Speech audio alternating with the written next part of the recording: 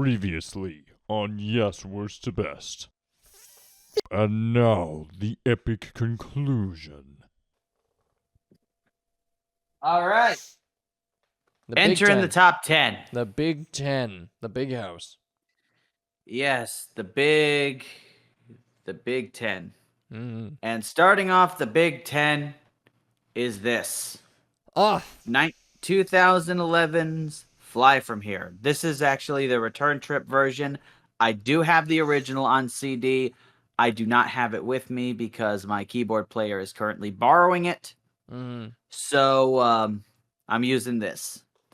I pre-ordered this when it came out. I got the version with the book with the little bit of booklet. It looks like a small like children's book almost. I would lump both versions of the album together. Obviously, the return trip came out of a conversation that Trevor Horn had with, I believe it was Alan White before he died. Obviously, a few years before he died, because the return trip came out in 2018. He died in 2022.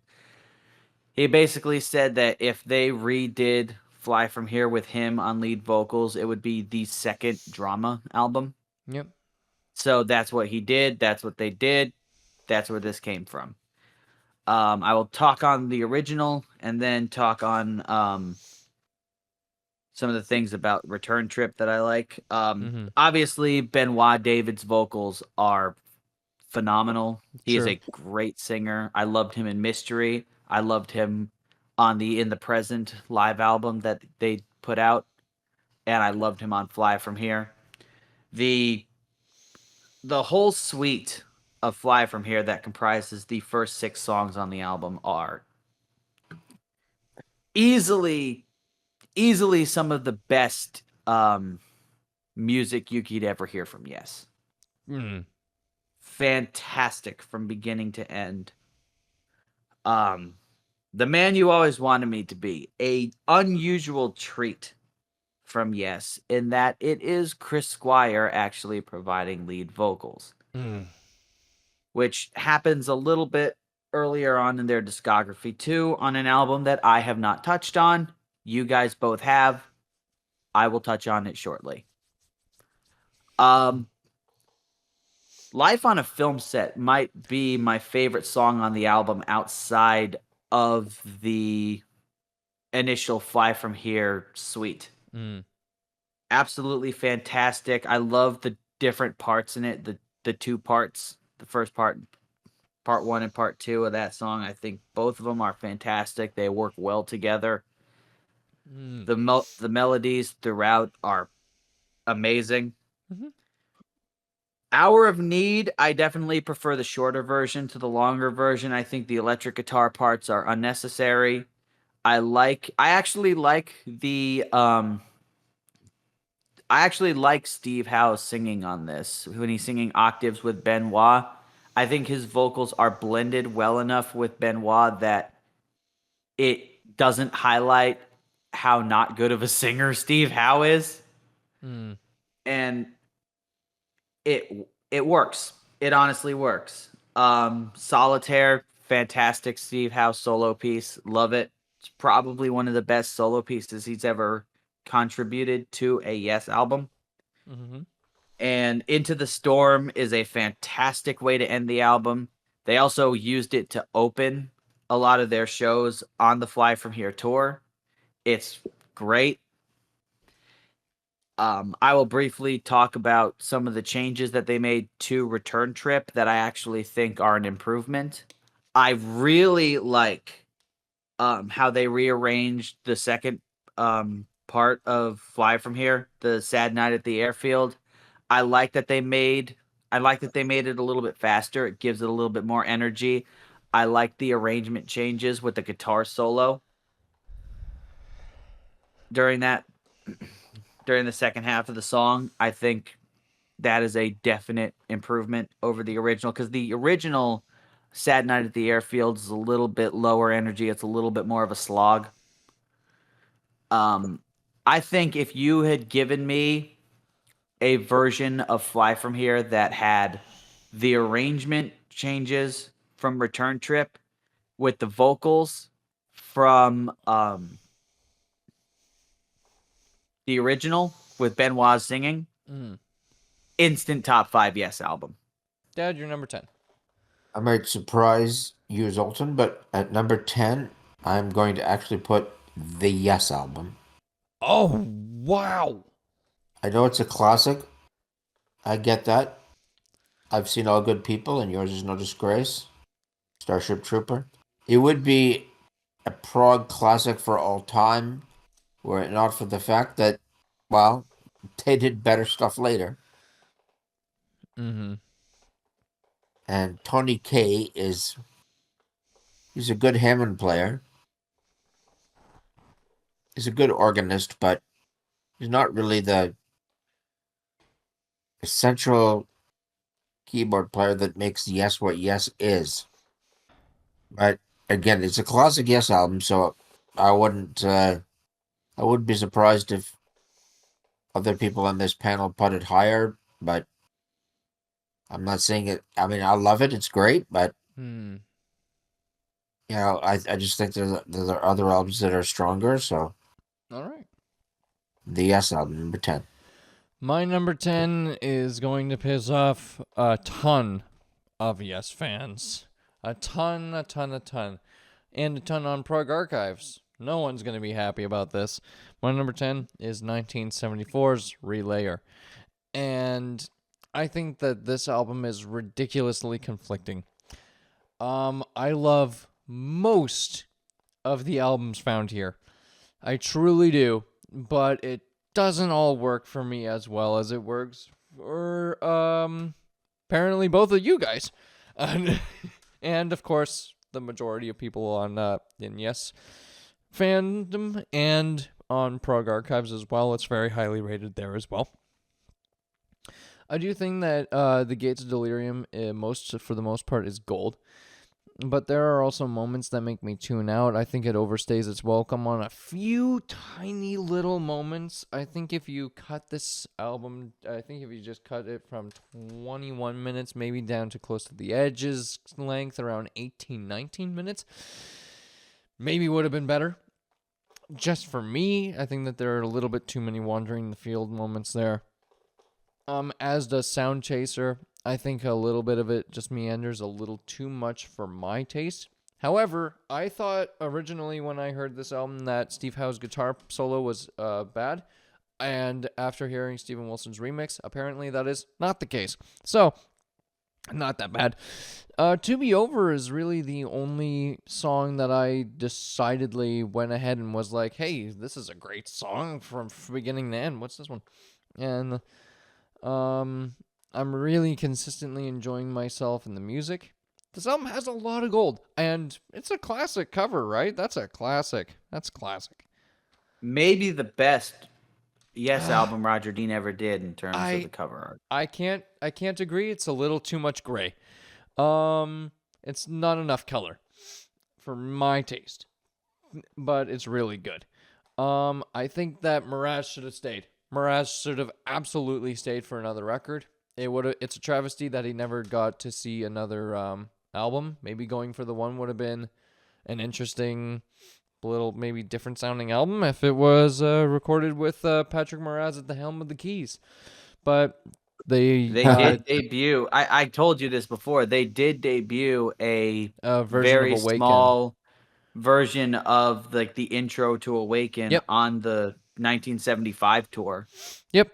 I wonder what it would have been like if they actually had developed that flushed song it out a lot more with and Patrick developed Moraz. it. Yeah, exactly. Dad? Yeah, because I'm anticipating how I'm going to disagree with you just coming up very shortly. So, all right. I'm just saying that I think that. No, I understand. Go ahead. I think that the Moraz efforts that are here could have really stood out a lot more if there was another one with him. But the effort that exists is very strong. It's nowhere near my favorite work of theirs. My standout tracks are obviously The Gates of Delirium. However, my favorite part of the song is obviously Soon. That part is one of the great parts in Yes history. That is one of the great parts ever written in Yes history, and I will not be told otherwise. Sound Chaser has amazing moments, and To Be Over is absolutely brilliant from start to finish. This could have been Close to the Edge too, but I just don't think it lived up to that. Number 9. Yeah, because Rick Wakeman was not on it. Number 9, Phil. All right. Well, my number 9 might piss off people even more than your number 10. Oh, yeah? You ready? Yeah. I don't think you're ready. I'm ready. Oh, no, don't say Close to the Edge. Just don't do that. My number 9. Tales from Topographic Oceans. Oh, okay. Okay, that's not so bad. That's not so bad. Tales from Topographic. So many people I see put this as their number 1. And part of me gets it. I think Pete Part of me Pardo had gets it in the lower half. There is so like I believe it was Scott from the Prog Corner has put it it as at his number number 1. I believe the I guy know who we had on. what's his He had it at name? The number British 5. guy. Fucking I forget his channel name. Andy Edwards? No, it's not Andy Edwards. I don't think he's a musician. Not, I'm obviously Andy Edwards is a musician. The guy I'm talking about is not a musician, I don't think. Yeah. I think his name is Barry. I don't remember his channel name. Either way, he has it at his number 1. Yeah. And I get it. The Revealing Science of God is phenomenal from beginning to end. I have nothing but good things to say about it. It's one of the best epics Yes has ever done. I really love the remembering. I think if there were some moments in the keyboard, like in the more pastoral kind of spacey keyboard parts, if they were cut down or some of them were removed a little bit, cut it down like by a couple minutes, it would be the best song on the album. Mm-hmm. Then we get to The Ancient. And I'm going to be very frank. Other than the Leaves of Green section, I hate this song. With the exception of Leaves of Green. That is the one bright spot on that entire track. The last third of it is fantastic. True. And the rest of it, I just cannot get with It shouldn't at have been all. there. It is just noise for the sake of noise. Truly. And then Ritual. It ends with another amazing song, 21 minutes, 44 seconds. I think the one thing I would really kind of remove is the long percussion jam. I think that should have been half as long as it was. That overstayed its welcome quite a bit. The rest of the song, no notes. Fair enough. No notes. It is beautiful. Except for that percussion jam. Everything else is fantastic. Right. So, Tales from Topographic Oceans. Way more great material. Too much good material for a single album. Not enough good material for a double album. Which is really what Rick Wakeman said. I agree with him on this. He said they had too much material for a single album and not enough for a double album. So they padded it out. And the padding is awful. I don't know how much of that padding was the first 2/3 of The Ancient, but if it was, Jesus, that did not need to exist. Your number 9, Dad? I am going to echo my friend Phil, and I'm going to go with Tales from Topographic Oceans for the pretty much the exact same reasons. I think that it's Yes folklore, and I'm sure you can find the quotes that Rick Wakeman has said. Just we needed to sit down and really edit this stuff and actually find out how we could use this material. It was great material, but we didn't utilize it to its best. It's just full of padding and just meandering from here to there. And so what could have been great has become sort of middling.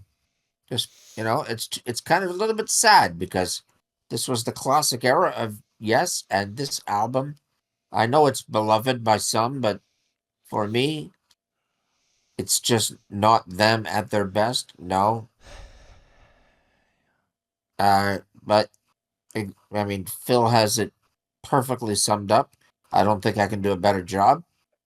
I just think that it's just the essence of the material was there, and it's just not executed as well as they did on Close to the Edge and Going for the One, where you edit the material and you really get down to the essence of what you want to do and make sure you're all agreeing on exactly where you're going note for note. Yeah. So again, that's I mean, I'll get to Relayer soon. So Yeah. All right, my number 9 is going to be aptly 1983's 90125. Funny, huh? How that works out. boo, boo. I'm Anyway. surprised how much you and I have agreed on our listings. I would say 90125 has fantastic moments throughout. It has so many highs. I love the singles here. And there are a lot of hidden gems on here too. It's definitely an 80s album. It's a product of its time. You can 1000% hear it. I genuinely think it's one of the albums that defined this decade though as well. So I have a few songs that don't work for me, like Hold On and City of Love, but otherwise this is a pretty damn strong album. Well produced. Thank you, Trevor Horn. And a very well written album too. As it stands, the standout tracks are Owner of a Lonely Heart, It Can Happen, Changes, which is obviously fantastic, Cinema, Lightning in a Bottle, holy shit. Too short, that's why I say Lightning in a Bottle. Leave It, Our Song is brilliant, and Hearts, like you said, Phil, absolutely staggering. Number 8. Phil. Number 8, I'm going with Magnification. All right. And I actually have the album proper, even though I bought it previously in that 2-disc set with Talk. And the actual reason that I bought this version is because of the bonus disc of live content from the Masterworks tour that came with Close to the Edge and their version of Gates of Delirium, which is the closest we'll ever come to hearing Rick Wakeman actually playing that song, is Igor Koroshev. And he does a phenomenal job on that. But we'll get into the actual album itself. So this album is a pretty unique one, following another pretty unique one, which we'll get to. In that this time it is a 4-piece band with no dedicated keyboard player, although Alan White does contribute piano on a couple songs, namely In the Presence Of, and instead they decide to go with an orchestra. An overall decision that was a good one. I mean, they did the same thing with Mirror to the Sky, and it worked there for the most part. Yep. Again, at the expense of a keyboard player, but in this case, at least they had the excuse of not having a keyboard player. We get into the actual songs. Magnification, the title track, I think is great. Fantastic way to implement both the orchestra and the band in a song. Really sets the tone for the album well. Spirit of Survival is fantastic. Don't Go, I think, is a little bit weaker. It's obvious that they were trying to go for a little bit more of a hit single vibe with this song, which I find kind of hilarious because there are exactly no songs on this album released as singles. Could have happened, but it didn't, and I think a huge reason why it didn't happen, we talked about this briefly, I think, is because it was a day before 9/11, and yes, it was because destroyed this all album was marketing released the this- day before one you of the couldn't have worst had a attacks worse in American timing. history. Couldn't have been worse timing. It's like releasing a piece of music the day before Pearl Harbor. Yep, exactly. It's like I think that this album could have definitely been a lot bigger and had a lot more eyes on it if it just wasn't released a day before frickin' 9/11. Give Love Each Day, the song after that, is another great track. I love the orchestra in the beginning, that little beautiful intro. So much so that if my band actually somehow, knock on wood, it gets big enough to actually play like good gigs in even just like medium-sized venues at all, I want to use that song as our intro music. Yeah. Like I want that to be our Firebird suite. Obviously, the next song, Can You Imagine? Again, we get vocals from Chris Squire singing lead. He does a phenomenal job, and I think this song actually came from initially the sessions they did with Jimmy Page in that failed collaboration before they ended up going with Trevor Rabin to form Cinema, which eventually became Yes for 90125. We all know that story. But Can You Imagine is a phenomenal song. We Agree is pretty nice. Soft as a Dove, beautiful. Dreamtime, In the Presence, back-to-back 10-minute masterpieces. Yep. Absolutely love both of those songs. Alan White is actually a really good piano player. He does In the Presence of phenomenally. Then the album ends with Time is Time. And I think that's the worst part of the album, is not necessarily the song itself, even though I do think it is the weakest track. I do not think this was a good way to close the album. I think if you ended the album with In the Presence of, that would have been the best way to end the album. It ends on a little bit of a letdown, but all in all, fantastic album. Love it. Almost front to back. It's my number 8 on the list. We'll get to number 7 next. Oh yeah. All right. Dad, you're number 8. My number 8 will be Relayer. I know that Zoe, you and I have talked, and we've watched the videos and stuff. I actually love Patrick Moraz as a keyboard player. I went live to see the Bruford Moraz tour. Oh, Don't ask me when that was, but it was so long ago. I literally don't remember, but I mean, it was a million years ago, but Right. I think he's absolutely fantastic keyboard player. However, he's not really a yes keyboard player. Relayer would have been better if Rick Wakeman was the keyboard player because you need that style. I don't know how necessarily true that is, and I'm sorry to challenge you while you're talking, but like Fine. he already didn't like Topographic Oceans, and a lot of the stuff that became Relayer was birthed in those sessions. He's already said he would have had nothing to offer something like what ended up being on Relayer. I don't necessarily think it would have turned out very well. Also, the direction. Fans of this album say, yes, must have been sitting around listening to Mahavishnu Orchestra and saying, oh, we can go in that direction. And, I mean, yeah, maybe they can all play it and they can do it that direction. But is that really the direction that was most pleasing to Yes fans or to me personally? No. So I mean, nobody would deny that Gates of Delirium is absolutely fantastic. It's out of this world. It's fantastic. But is it classic? Yes. I don't know. It's kind of like an offshoot in kind of a strange direction that didn't make a lot of sense and obviously was corrected pretty quickly. Although I agree with you, Zoltan, that the album cover is through the roof fantastic. But it's not my top 5 favorite Yes albums, and I rarely ever listen to this album. Although if you put it on, I will enjoy it for sure. Back to you, son.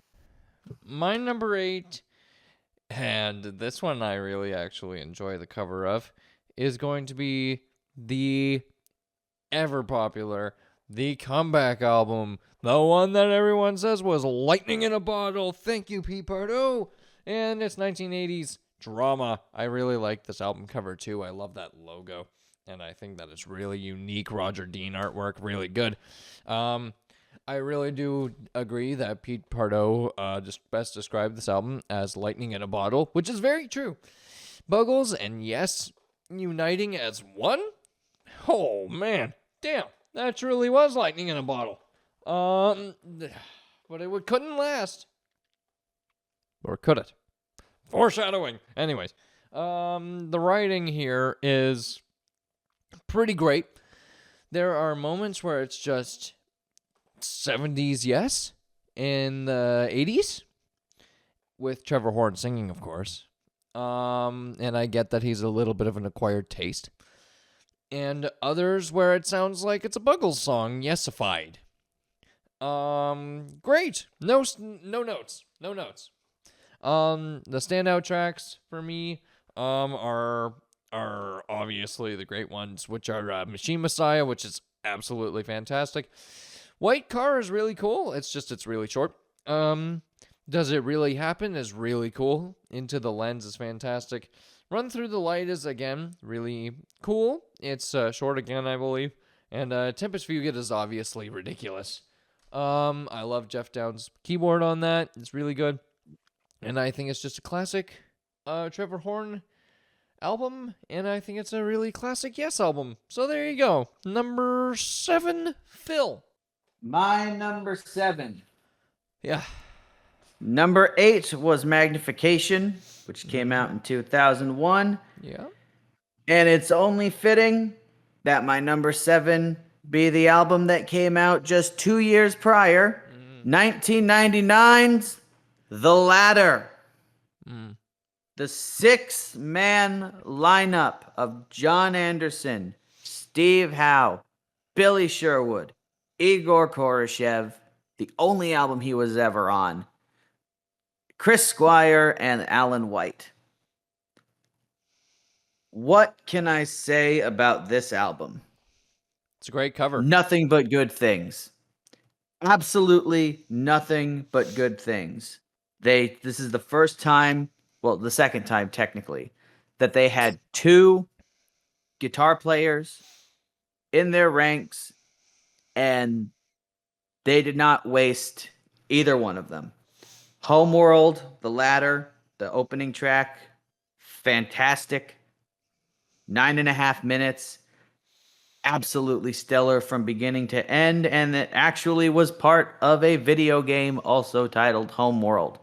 I want to play that one day, and I want to play the version that actually has that song. Yeah, me too. Unfortunately, I don't know where I can get it, and I don't know if my machine will even run it anymore. It is probably too powerful.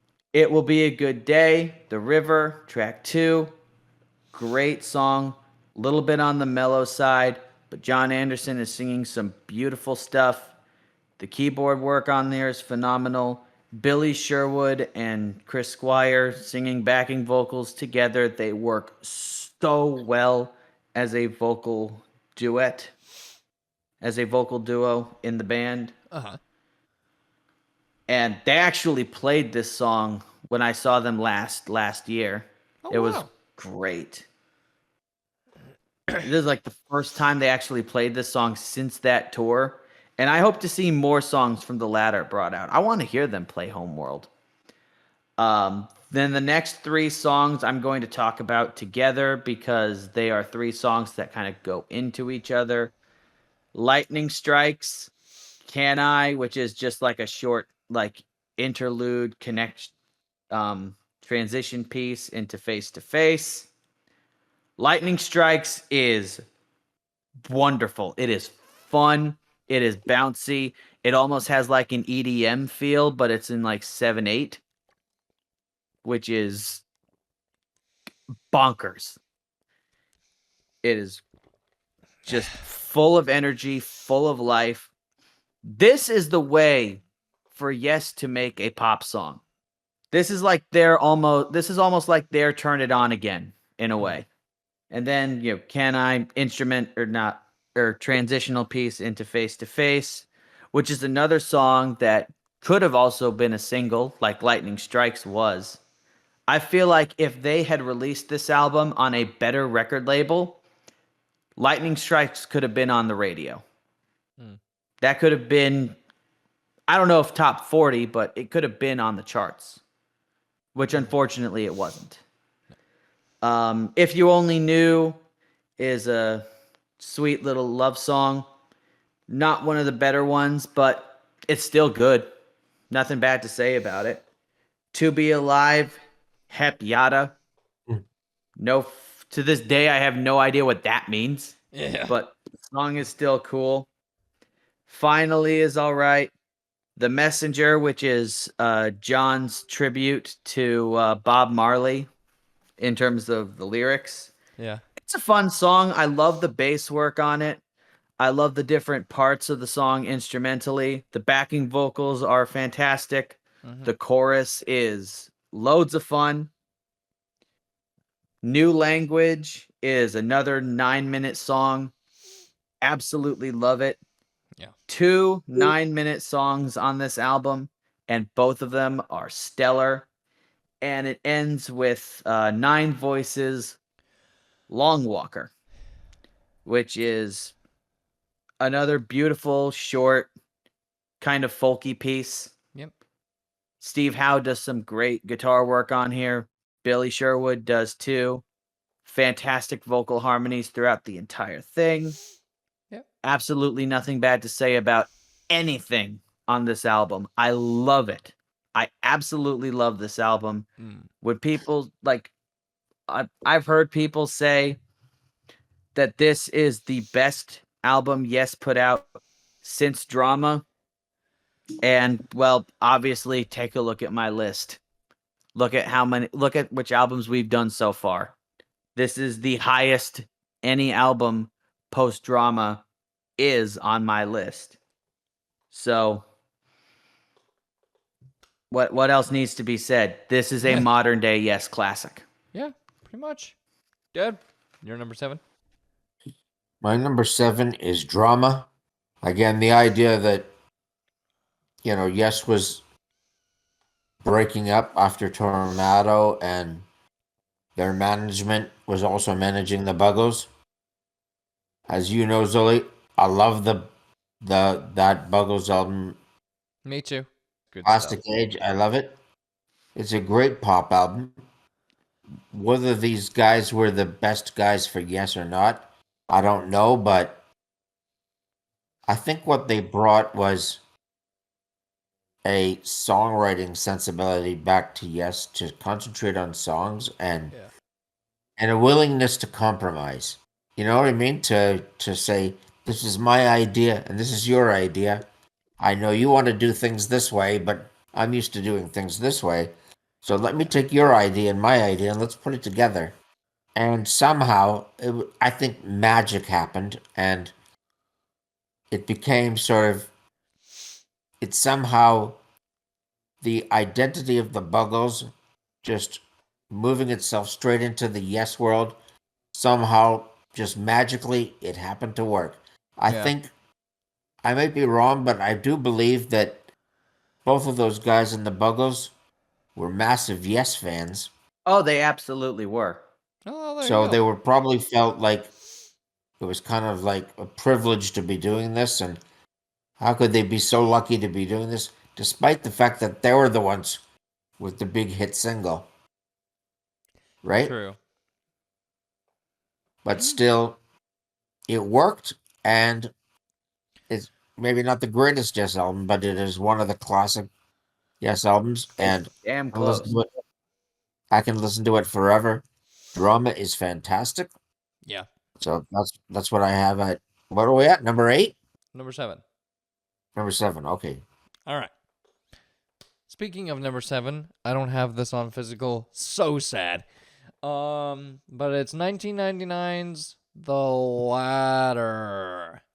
What an effort, eh?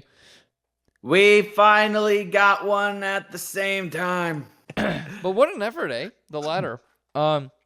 This album has great production for its date. Rest in peace to that Rest in peace, Bruce Fairbairn. Yeah, sad, very sad.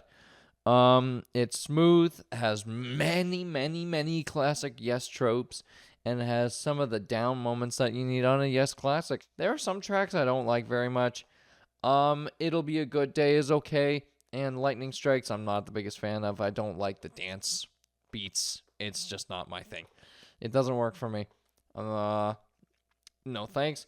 Otherwise, one of the band's strongest efforts they ever released. Homeworld is one of the great songs they ever wrote. Face to Face is great. If Only You Knew is really nice. To Be Alive, Happyata, really great too. Finally, I love. The Messenger is really good. New Language, like you mentioned, is fantastic. And Nine Voices, Long Walker was very pretty and very nice way to end off the album. I would have preferred maybe New Language to end it off, but still, really good. Number 6. Yeah, they can end on a shorter kind of quieter number if it's a good one. It was with Long Walker. Yeah. Much like it wasn't with Time is Time. Yeah. But with that being said, my number 6, 1971's The Yes album. Obviously, this is the first one with Steve Howe and the last one to feature Tony Kaye until he would eventually return as the secondary keyboard player for the Trevor Rabin lineup. Obviously, these are like the first true Yes classics. Yours Is No Disgrace, Clap, obviously amazing.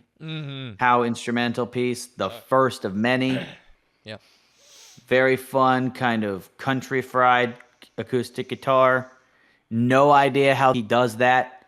I have tried, but I am nowhere near a good enough guitar player. And of course, Starship Trooper. They play that song on every concert they've done since this album came out. Yep. It's obviously a classic. It's obviously one of their best known songs, and for a very good reason. Yep. It is wonderful from beginning to end. However, I have heard it 1,027 times, and I don't really need to hear it again.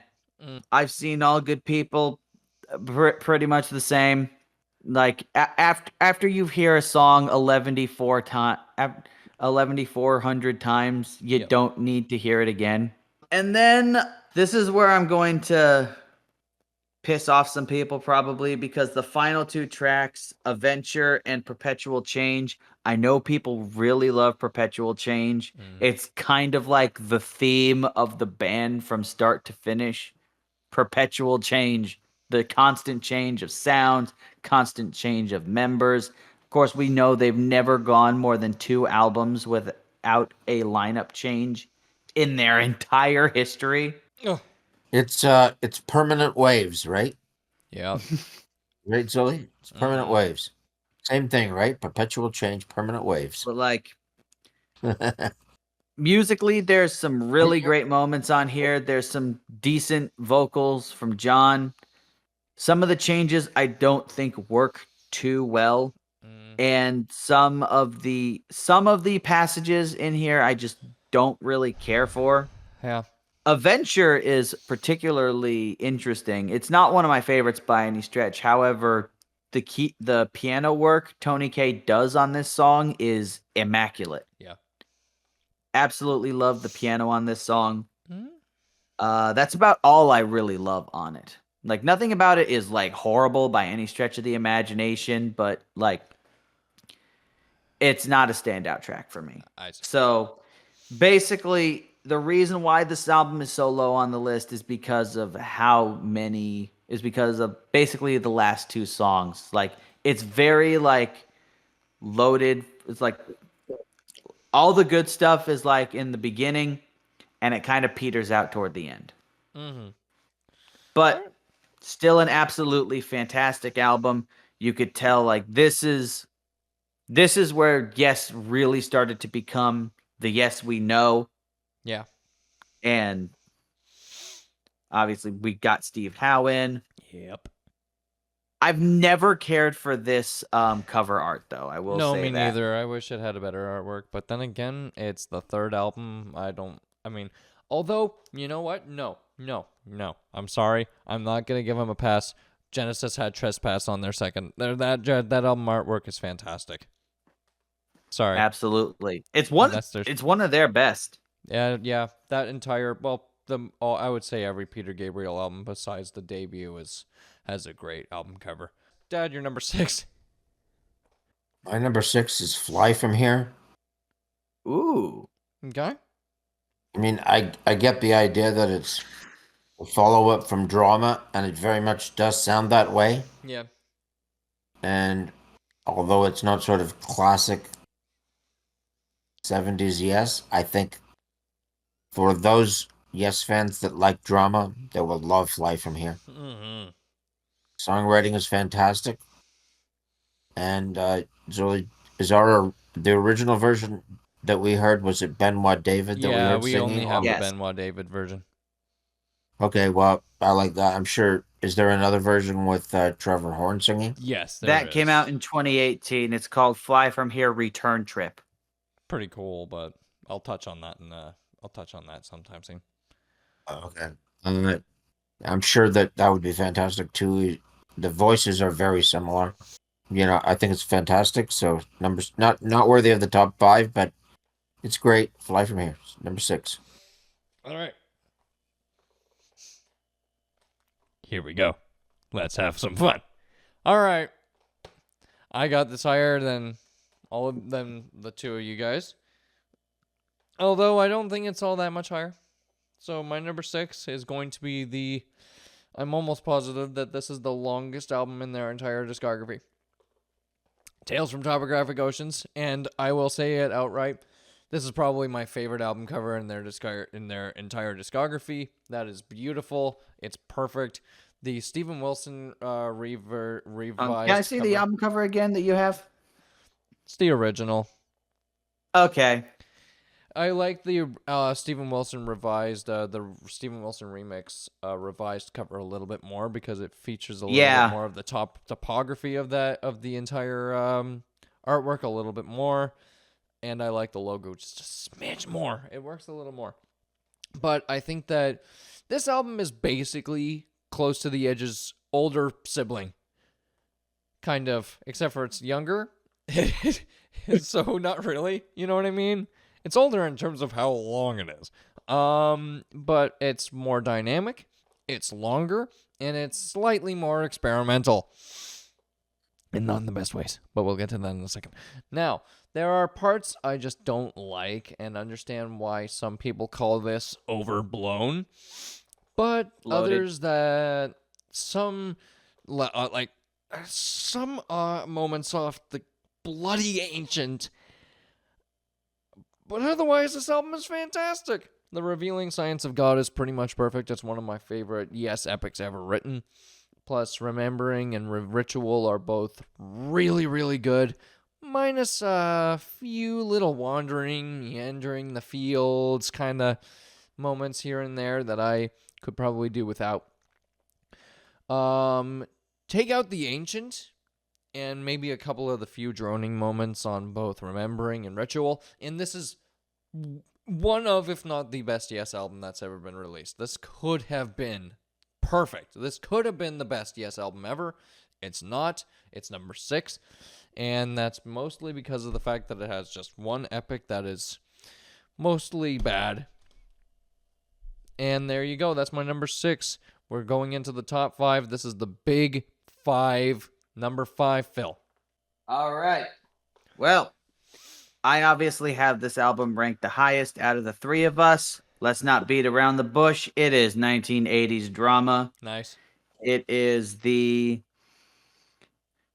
marriage of the Buggles and what was left of Yes after John Anderson and Rick Wakeman left after a admittedly very poor attempt at making an album in Paris. That's why it was called the Paris Sessions, with none other than Roy Thomas Baker. If it didn't work the first time, yes, Why don't would you get him do it back for again? another album. Yeah. True. But, obviously that fell through. Rick and John left. They no longer worked with Baker. They had a bunch of material left that the three guys were starting to write. They met with the Buggles because they had the same manager. And obviously, Trevor Horn showed Chris Squire the demo he had for Fly From Here, which obviously didn't make this album and wouldn't be released for many, many years to come. And of course, that was when the line that Chris said that changed everything. Oh, you sound a bit like John Anderson. Why don't you come to the rehearsal and see about working on some stuff with us? That's how this album was born, and it is phenomenal. All of the people that say that there can never be a Yes without John Anderson, let me just say this point blank with complete sincerity and absolutely no patience. You are retarded, and you're not Yes fans. You are John Anderson fans, and that's it. Straight up. If you honestly say that this is not a Yes album, and any of your reasoning for that being the case can be boiled down to there's no John Anderson, you are not a Yes fan. Yeah. Now, since we got that out of the way, talk about the actual music. Machine Messiah. Yeah. Amazing. 10-minute opening.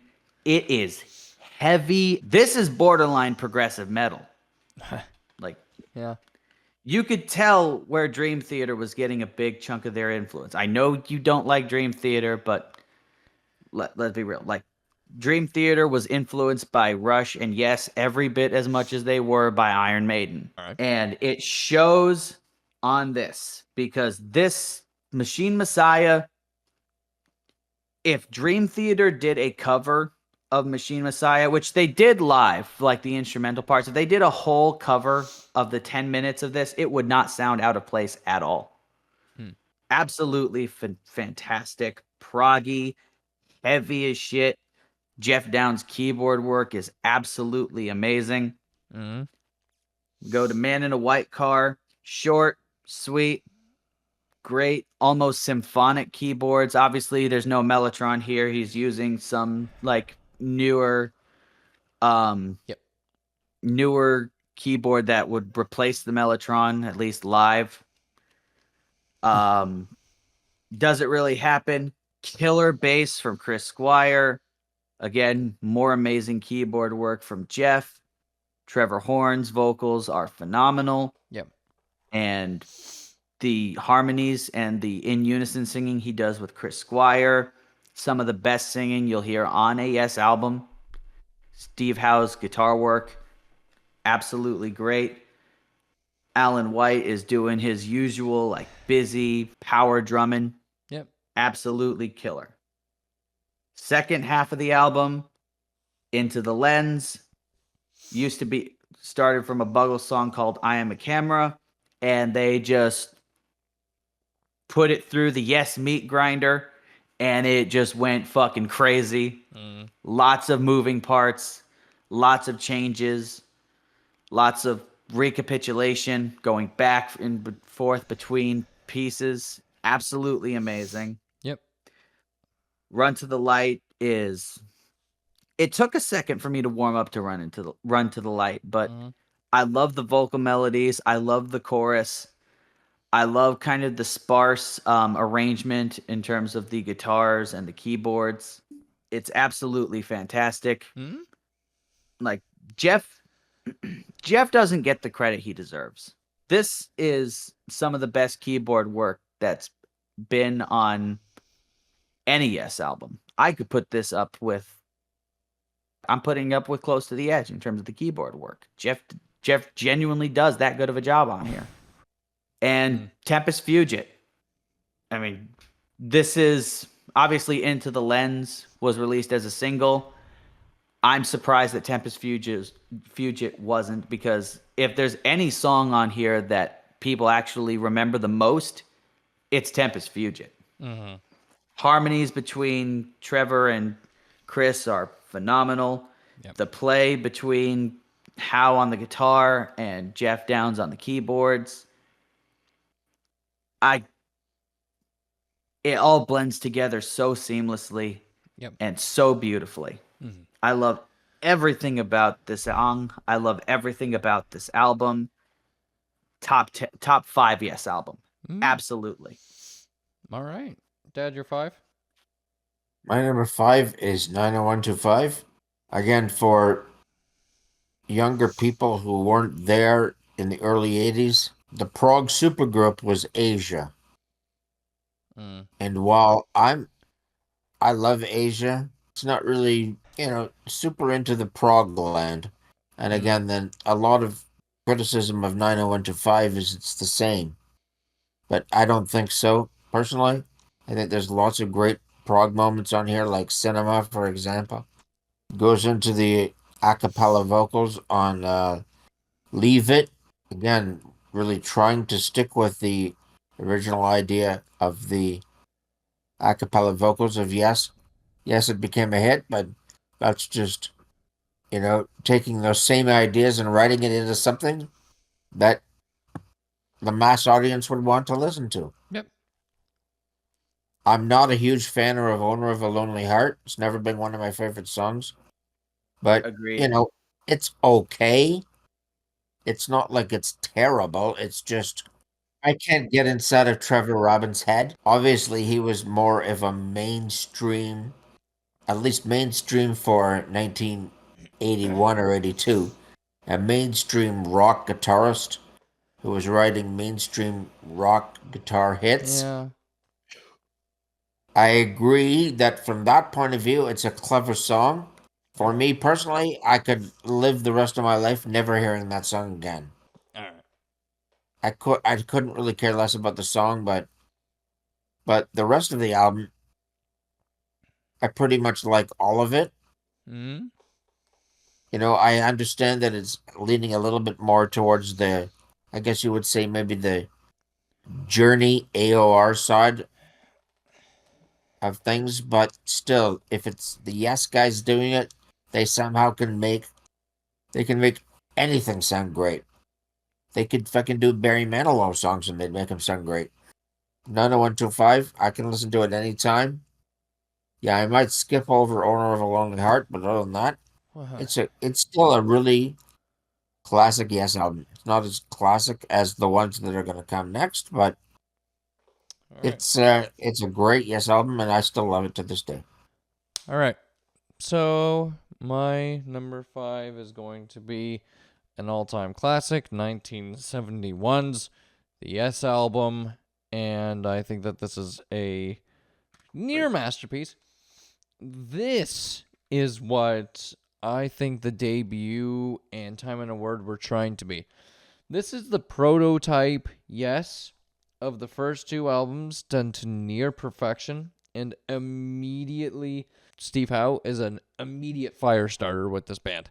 He's immediately contributing. He's immediately an important piece, and he's immediately integral. Kudos to Steven Wilson for remixing this and making it sound a lot better. I love the songwriting here. It's fantastic. I do think they perfected their style more on other albums. Plus, Perpetual Change is a song for me that's just a tad too long and overstayed its welcome. Thank you. I am not a huge fan of Perpetual Change. I like Adventure, but the song that really, really, really kills my enjoyment of and kills it from being higher on this list is absolutely the song that goes on for too long, Perpetual Change. I think Yours Is No Disgrace is an absolute classic. I love that song. The clap is fantastic. Starship Trooper is absolutely wonderful. Perfect. And I've Seen All Good People. I absolutely love it too. It's classic. Cannot argue with that. Those are classy songs. It's just Perpetual Change is the one song on this album that really brings it down. Number 4, Phil. All right, before we get to this, I do have to actually mention something that a lot of people make this mistake. The song is actually just called Clap. It's not called The Clap. Oh. It's listed as The Clap on certain releases of the album, but that is a mistake on the manufacturer's part. The song is actually, whenever you hear Steve talk about it, or whenever you hear the band talk about it, it's just called Clap, which is good because why would you name a song after an STD? Wow. Makes sense. Okay. With that out of the way, going to talk about my number 4. Yep. Which is an album that has the worst cover of the 70s. And I'm going to have to hold it in a specific way so we don't get demonetized. And we don't get blocked. We don't have enough. We don't have enough support to get demonetized. Yeah, not yet. It's going for the one. Yeah. Absolutely fantastic album with an actually really cool album cover that is completely ruined by just bare naked dude ass. That's the best way to put it. That's apt. Actually, that's Zoltan. Oh yeah, I forgot to tell you that's my ass. I forgot to tell you. Hypnosis did not give Yes their best work when the two albums that they did with them. They took them for 2 straight album covers. But anyway, obviously this album shows Rick Wakeman coming back from the band after leaving after Topographic Oceans. We get 5 great songs on this album. This album's fantastic from beginning to end. Going for the one, the title track is very cool, hard rocking with some really great keyboard passages. The chorus goes on a little bit longer than I would like toward the end, but that's not that big a deal. It's still tons of fun. Yeah. The slide guitar that Steve Howe does throughout the entire track is classy, full of energy, full of fun. Yeah. Absolutely nothing worth changing at all. Yeah. Turn of the Century is some of Howe's greatest acoustic guitar work, bar none. The lyrics on this song are actually a lot more cohesive than what John Anderson usually writes. It actually tells a story from start to finish, even if you can't always tell what the story is talking about, but it works. It's beautiful. Rick's piano on this song is absolutely fantastic. However, I will actually have to say that the version that appears on this album is not my favorite version of the song.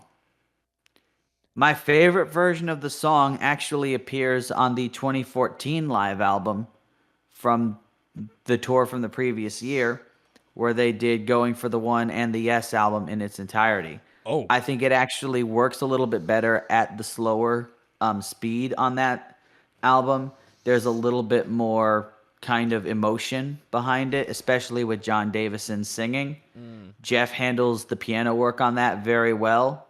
Yep. So does Steve Howe on his guitar work. It's absolutely phenomenal. Both versions are. Parallels is another more rockin', upbeat song with Rick Wakeman playing a pipe organ in a church. So that was an interesting mass. Loads of fun. Yep. The harmonies between Anderson and Squire are top notch as always. Obviously, Squire wrote the song, so there was going to be a lot more emphasis on his voice in the harmony than usual, and it works very well. If there was any song on this album that I would say is the weakest, it would have to be Wondrous Stories, but that's by very slim margin because Wondrous Stories is also phenomenal. Very light, folky. This was actually considered a hit single at the time, Rick Wakeman's keyboards on it are phenomenal again. Steve Howe's guitar, I think that's him playing a Portuguese guitar again. I could be wrong, Interesting. but like that's great. Um, John's vocal melodies are absolutely fantastic. Yeah. And then, of course, we go into Awaken. We've all heard Awaken. We all love Awaken. It is one of the best Yes songs of all time, maybe top 5. I hear some people say that it's their favorite. I certainly won't argue. It is beautiful from beginning to end. More pipe organ from Rick. Yep. Fantastic piano work. Steve Howe's guitar solo toward the middle section is fantastic. Then that like section in like the 2/3 mark where it's just like John Anderson playing the harp along with like some like chimes or whatever Alan White is doing, and then Rick doing those like flute sounding keyboards and pipe organ again. Absolutely beautiful from beginning to fucking end. No notes.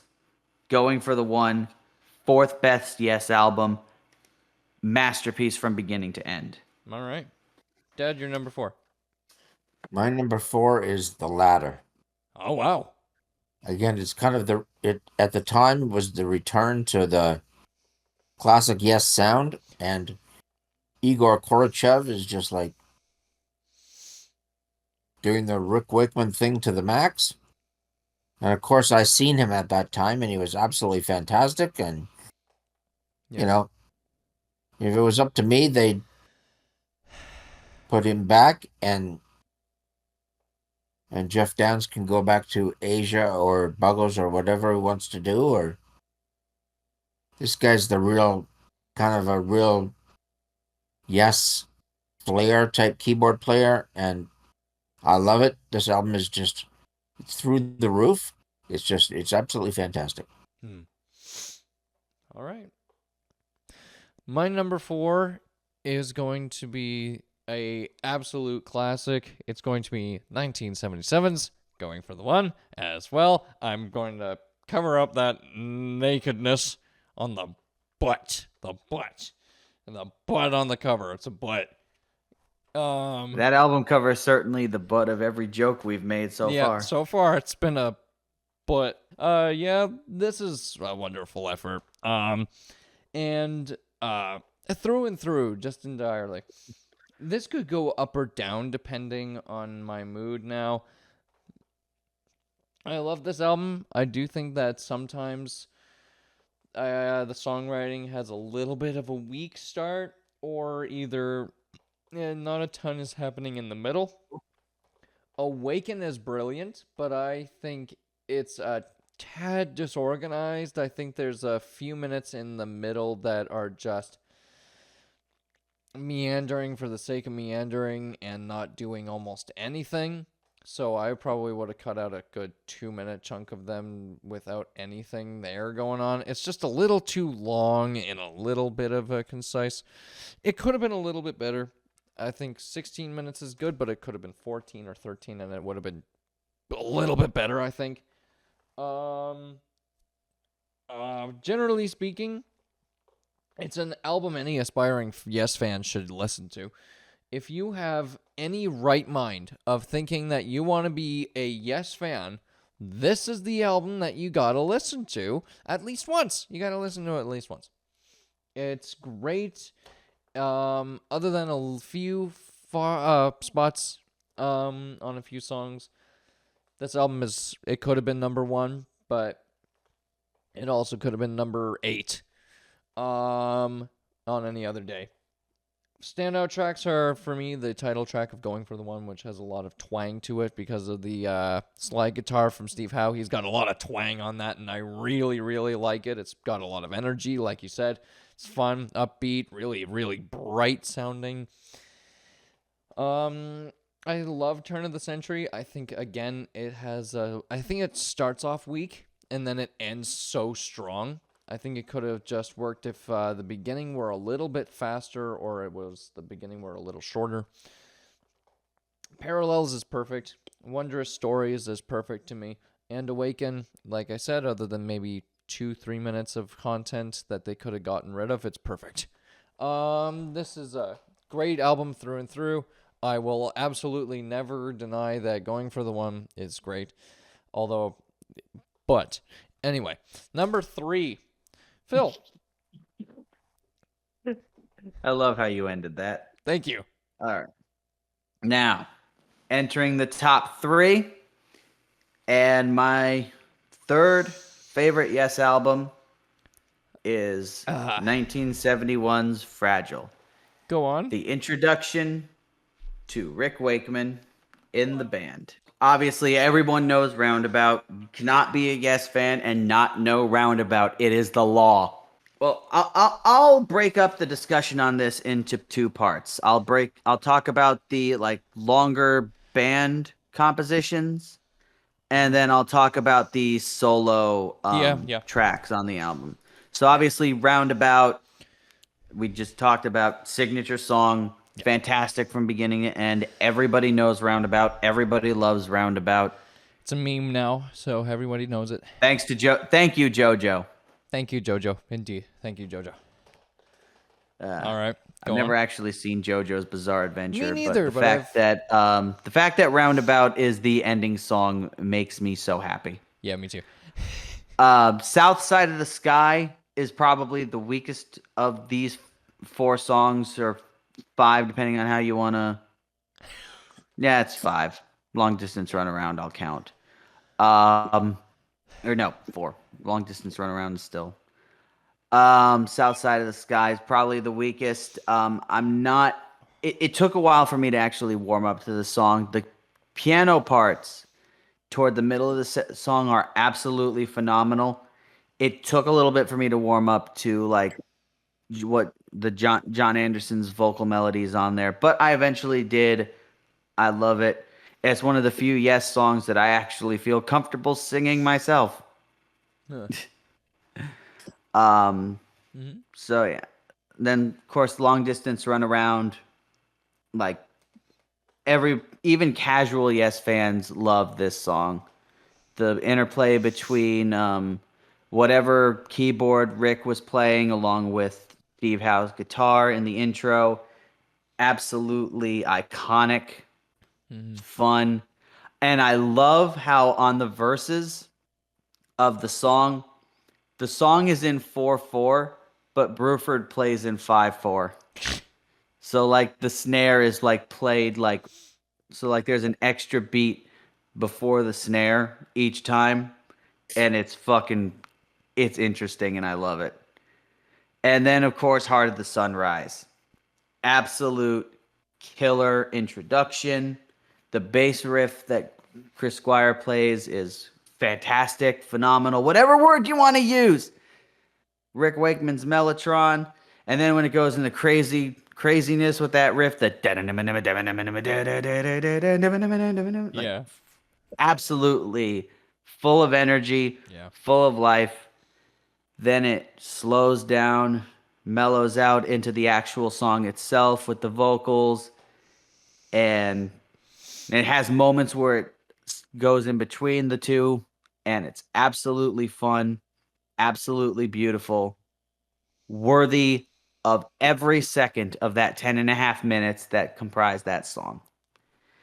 Now let's talk about the shorter song, because one thing this album does is each band member contributes one composition of their own. Yep. Obviously, the first one of these is Can and Brahms, which is Rick Wakeman playing a Brahms piece on various synthesizers, because his record label that he was on for his solo career that was already in existence at the time of being a member of Yes, would not let him put his name to any of the stuff that was written. So instead of contributing his own original piece, he did a rendition of a Brahms movement. It's the Fourth Symphony. Yeah. Fourth Symphony. I think it was the third movement of the Fourth Symphony, if I'm not mistaken. I've heard that whole thing like once years ago. Mm. Then we have Heaven, John's solo piece. It's fun. I like his harmonies on it. Yep. Then 5% for Nothing, a 36-second I have I don't no fucking idea what from Bruford. It's weird. His drumming is cool, but I hesitate to actually call that a song. Then of course we get The Fish that from Lovely. Chris Squire, Chandeliera Prematoris. Do you know why there's a song by Chris Squire about the fish? Everybody knows. If anybody is familiar with Yes, then they already know that Chris Squire was a heavy drinker and he loved slipping, like being in the bathtub for long hours and hogging the bathroom for hours upon hours. Which is still one of the funniest stories about Yes. Yep. But like, Anyway. And then obviously, last thing we're do is Mood for a Day. Yep. Maybe my favorite Steve Howe solo guitar piece. Yeah. Yeah. Absolutely beautiful from beginning to end. Yeah. Goes through a few different changes in the short, less than 3 minutes of its runtime. Yeah. And each one is immaculate. I love everything about that song. Mm-hmm. Obviously, there are some moments on this album that don't work as well as they could. Mm-hmm. I could potentially put this lower because of them. However, the fact that the material that works is so strong, honestly counteracts it completely. Yep. Like Heart of the Sunrise alone. But like Heart of the Sunrise, Long Distance Runaround, Mood for a Day, Roundabout, obviously. Mm. And like nothing on here, even the weaker stuff, is like anywhere close to bad. Okay. Dad, you're number 3. My number 3 is Fragile. Yeah, obviously, Fragile is the album that encapsulates the Yes sound, right? With Rick Wakeman in the band, the classical influences, and Steve Howe also exerting his most classical influences. Yep. And Roundabout being the song that for the 70s is the classic Yes song. Yep. Yep. And I'm sorry to say for my co-panelist Philip that South Side of the Sky is basically my favorite Yes song ever. I've always loved that song. It always is the sort Nothing wrong with that. I like it too. The Rick Wakeman piano bits are perfect for me. And I agree. The whole sound of that song is just like it sort of encapsulates everything that Yes did and is great about Yes, and it's just absolutely perfect. And this album is pretty much perfect. You know, it could be number 1, but you know what I mean? It's like it's at this point when you're in the top 3 albums, it's hard to pick. So I will keep it at number 3, but you know, I love it just as much as I love the number 2 and number 1. So all right. Speaking of number 3, this is funny. This is hilarious. My number 3 is Fragile. We all matched. All of us had it First at 3. time the entire list. It's awesome. That is so cool. I love that. What is there to say about Fragile? I mean, first of all, look at that cover. I know that this is the Steven Wilson cover, so it's not really appropriate to judge. You know what I'm saying? But still. And that back cover. Look at that back cover. Look at that. That's nuts. Exploding planets. Yep. I love Roundabout. Obviously, that became popular in recent years as well. So obviously, it's impossible to hate. Yeah. I'm gonna talk just like you did. I'm gonna talk about the main tracks on the album, and then I'll talk about the short tracks because I have my things to say about those. Um, South Side of the Sky is absolutely perfect. I love it. It's so good. I follow Dad's opinion of it just as strongly as he does. I think it's one of the best songs they ever wrote. Long Distance Runaround is really good. I think it's got a lot of really fun interplay, and if what you say is Phil is true about this, it's 4/4 and done in 5 by Bruford. That's really awesome. I kind of love that. And Next time you listen to the song, pay attention to the drums. all right, I'll just single out the drums then. That'll help. The Fish, that's long enough to be its own song. It's really good. Mood for a Day is good. Well, that's the 2 songs, and then Heart of the Sunrise is obviously classic. I will say that I do think that the interludes disrupt a first time listen. Even if you enjoy them, it just shows so many and maybe too many conflicting personalities within this band, so it really breaks up the feel of this album, and that's one of the reasons why I have it so low. If they could figure out their shit, that would be even better. This could have been a definitive masterpiece. This could have been a masterpiece, but it's just, it suffers from having a little bit too much ego on it. And too many conflicting personalities. Basically, the only things that I have to say that I didn't get to say about Fragile were, I think that, generally speaking, the long songs are great. It's just the interludes kind of break it from being perfect. Now, number 2. All right. Let's do this. Number 2. My number 2 is Close to the Edge. All right. Yeah, I know. It is absolutely criminal. I know. Close to the Edge, not number 1. Blasphemous. I know, right? But yes, Close to the Edge. The Yeah. last album with Bill Bruford until Union. Let's let's not talk about that because we already did.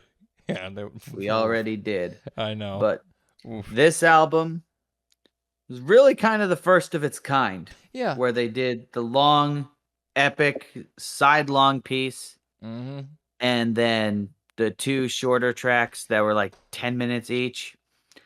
Obviously, like one of them being And You and I, which is, well, all of them are absolute classics, but And You and I actually wound up becoming a single. Wow, I didn't actually know that part about it.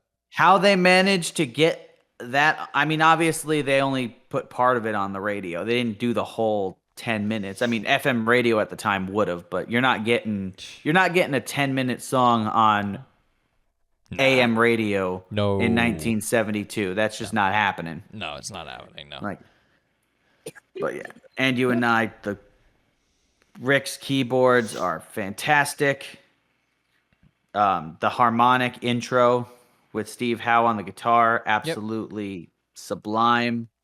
The bass playing, the drumming, everything about this song is gorgeous. Yeah.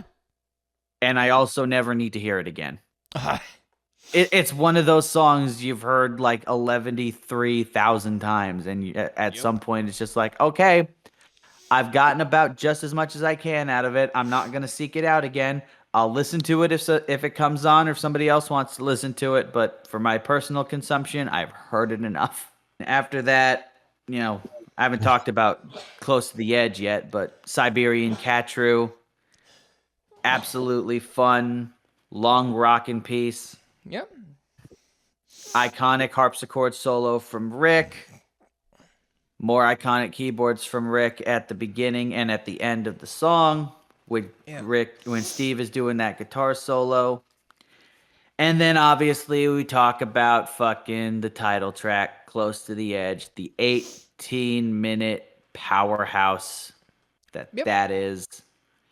Starting off with those beautiful waterfall and chirping birds. Yeah. Going into that absolute chaos.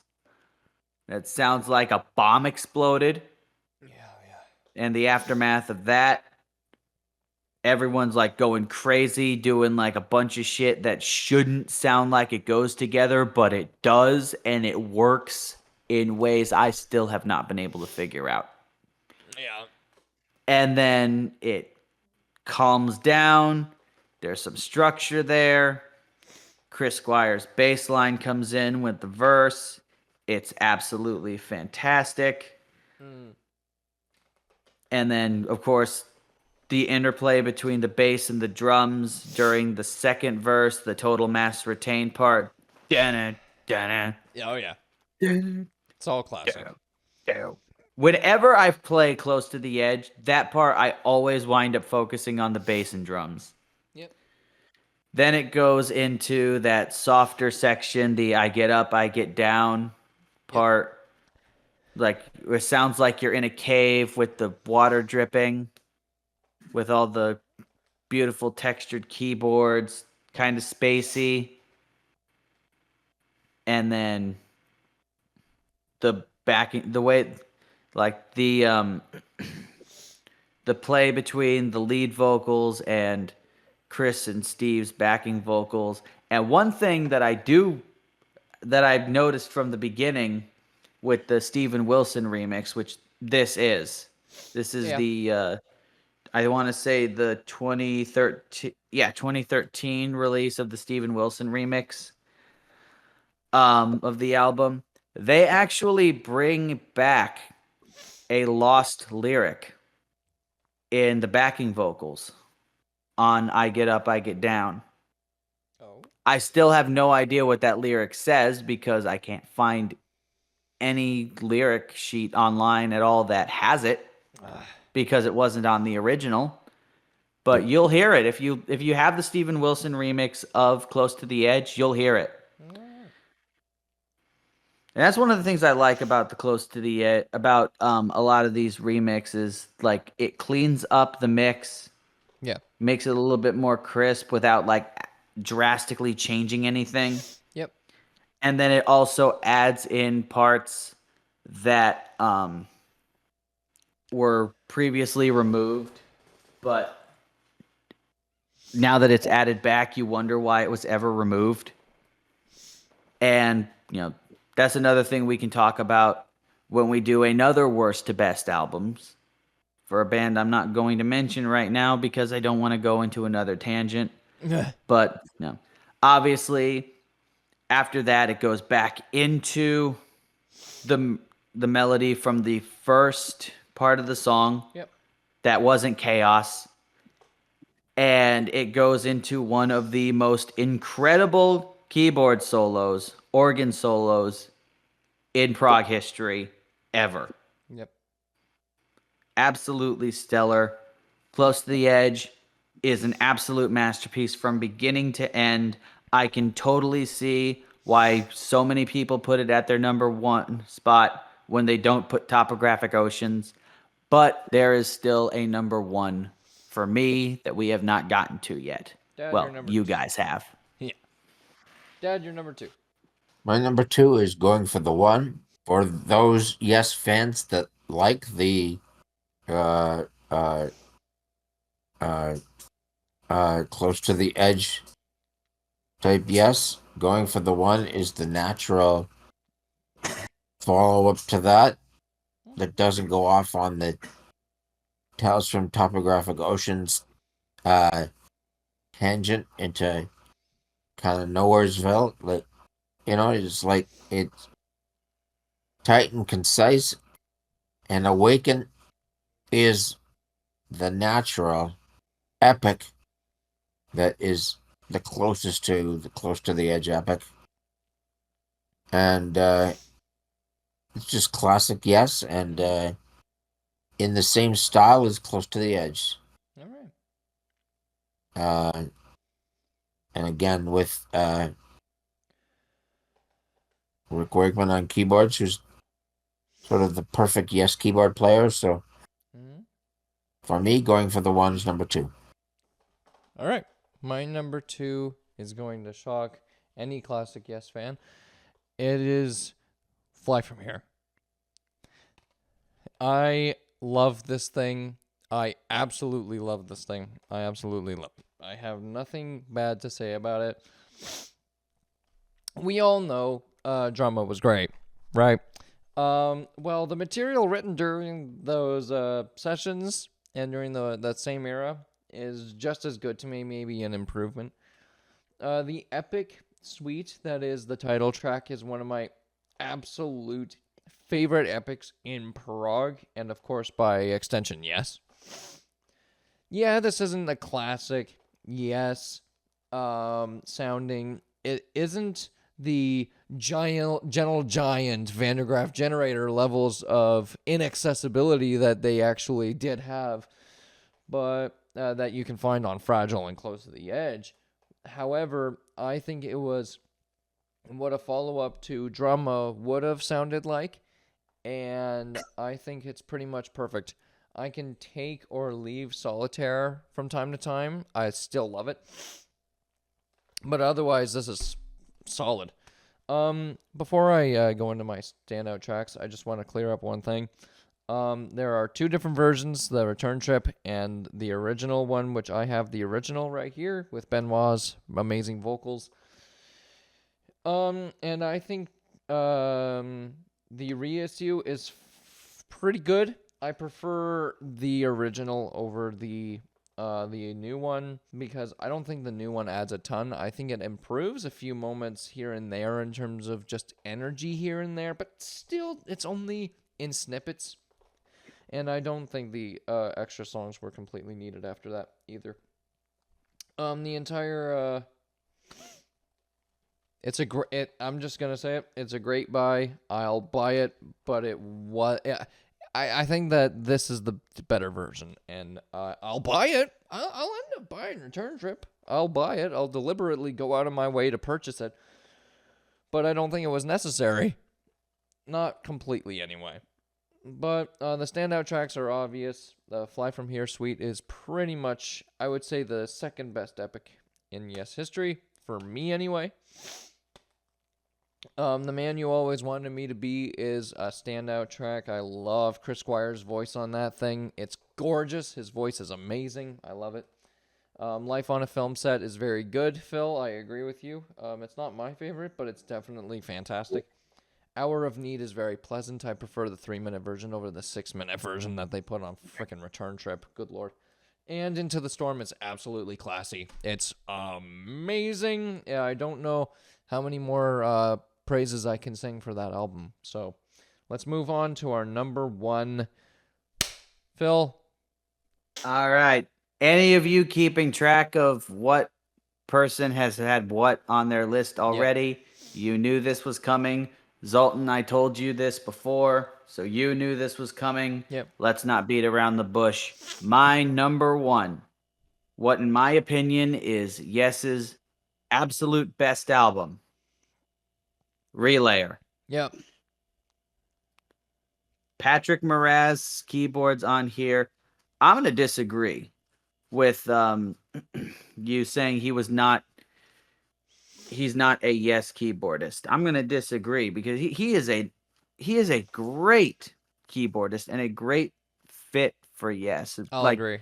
Like we said before, Perpetual Change is like kind of almost the theme song of Yes, because Yes has never had a static sound. They have never had a truly static lineup until recently. Until John Davison joined the band in 2012, after John Davison joined in 2012, the only lineup changes that have happened were because Yes members had died. Pretty much.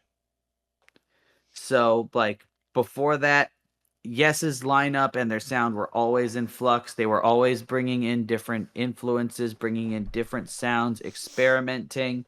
And this is Yes experimenting with experimentation at its absolute best. Take what is amazing about the format of Close to the Edge, combine it with the experimental nature of Topographic Oceans, the best parts of Topographic Oceans, and combine that with the jazz fusion keyboard stylings of Patrick Moraz, and we get Relayer. I love this album front to back. I can listen to it from front to back, be completely engaged, thoroughly enjoy myself, love every single moment. Gates of Delirium, classic from beginning to end.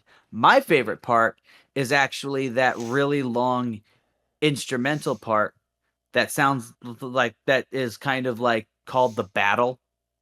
Not like officially, but like unofficially called the battle because it sounds like it. Like it starts off, it sounds like armies that are racing toward each other, about to clash, and then it goes into that whole part that actually sounds like a conflict actually happening. Yep. Like it almost, like, obviously it is a song that was inspired by the book War and Peace, but it almost tells a story of like a war and like trying to find a resolution to that war after a long bloody battle. And I love it. I absolutely love it. Sound Chaser shows even more of the jazz fusion elements brought in by Patrick Moraz. I absolutely love his keyboard playing, his fast arpeggios on the Fender Rhodes. Like, and if you've seen him play, I'm not going to try and mimic how he plays because I can't do that. My hands are not fast enough, and I'm nowhere near a keyboard player at all, generally. But, and I've always loved the guitar solo from Steve Howe on this. I know, like, a few years ago when we talked about it, Zoltan, you said it was like not in time, but like in time with what? There's like nothing else. If there's nothing else playing, there's nothing else to be in time with. You can't. Well, I mean, suppose you can be out of time with yourself, but like, is it though? Is there really a time? It wasn't as messy as I thought it was. Right. I love Sound Chaser. Yep. And of course, To Be Over is absolutely beautiful from beginning to end. Some of Steve Howe's best guitar work, some of John Anderson's best singing. Absolute masterpiece. I can't say enough good things about this album, but we're already going way long, so I'm going to cut it here. Number 1, Relayer, best Yes album to me. Dad, you're number 1.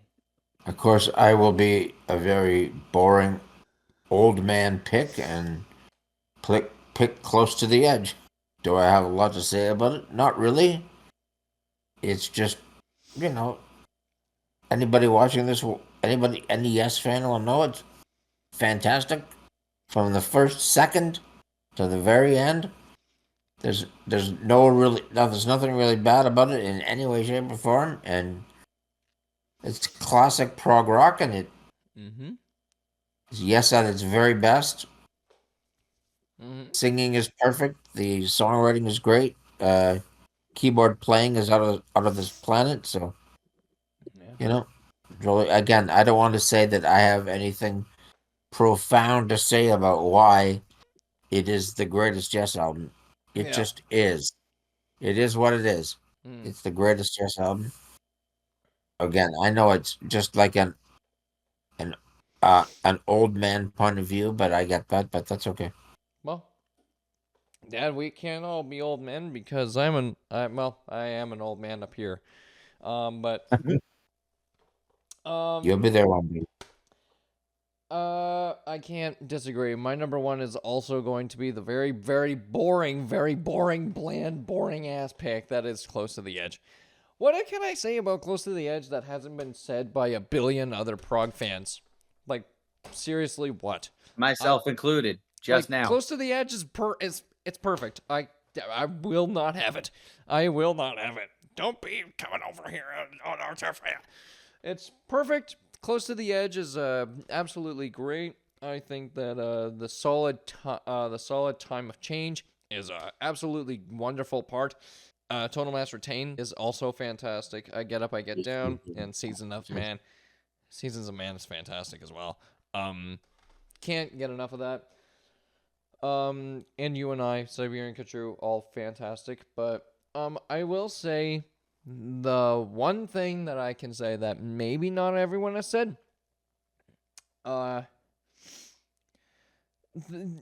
Yes, at their best and their most experimental and their most weird.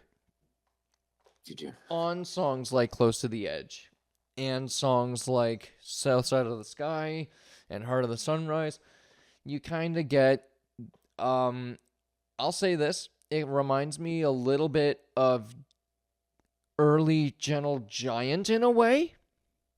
It gives off the Steve Howe and Rick Wakeman interplay very much reminds me of Kerry Minier and Gary Green. Gives me that kind of sense every now and then, especially on Siberian Kachru too. Those moments I hear every now and then. There's just moments that remind me of a lot of Gary Green and Kerry Minier in Gentle Giant. But that's pretty much it. This album, it's one of the most perfect 70s prog albums you'll ever see, you'll ever hear, you'll ever hear of. It's a standout album, period. And it's historic because without it, a lot of prog wouldn't be the same. It just wouldn't. Without Close to the Edge, without this absolute behemoth and this absolute masterpiece, prog just would not be the same. It wouldn't. So, there you go. There you go. Holy cow. That was insane. I loved this. This is awesome. This was great. Yes is done. Woo! Either way, that has been the worst to best of Yes. We will be doing, I believe, IQ, I think, soon now. I think that's the one we're going to go with. That's the one we're going to do. All right. We're going to get that one done. And Cheers. I think that'll be fun. Thank you guys very much for showing up. It is gosh darn midnight, and we're going to have to hit the hay. So, I'm glad I took a nap before. I know, right? I'll text you afterwards. Before we end the recording, let me just say thank you all very much for watching. If you enjoyed this episode of the Prog Corner, please leave a like, share, and subscribe. Thank you guys so much for tuning in. Thank you all very much. Peace.